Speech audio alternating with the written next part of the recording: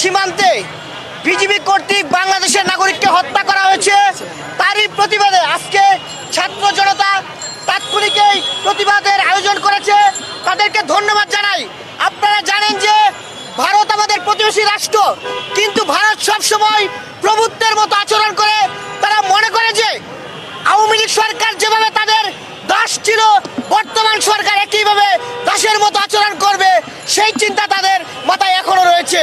আমরা ভারতকে উদ্দেশ্য করে বলবো, আপনাদের যে আওয়ামী লীগ সরকার ক্ষমতায় ছিল, সেই আওয়ামী লীগ কিন্তু এখন আর বাংলাদেশে নাই।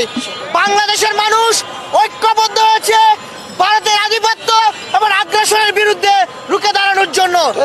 আমরা বর্তমান সরকারকে বলবো, আপনারা জানেন যে এই আওয়ামী লীগ সরকার গত 15 বছর ভারতকে যে সুযোগ সুবিধা দিয়ে আসছে, তা পৃথিবীর কোনো রাষ্ট্র এরকম সুযোগ সুবিধা দেয় না। আমরা বর্তমান সরকারের কাছে দাবি জানাই, অনতি বিলম্বে 2023 সালে ভারতকে যে চট্টগ্রাম বন্দর এবং মংলা বন্দর ব্যবহার করার জন্য আওয়ামী লীগ সরকার যে অনুমতি দিয়েছিল, সেই অনুমতি বাতিল করতে হবে।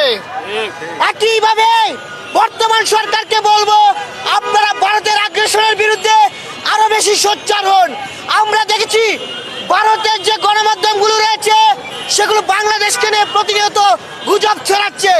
অন্তর্বর্তীকালীন সরকারের প্রতি আহ্বান, আপনারা এই গুজব প্রতিরোধের জন্য বাংলাদেশের গণমাধ্যম যেন শক্তিশালী ভূমিকা রাখতে পারে,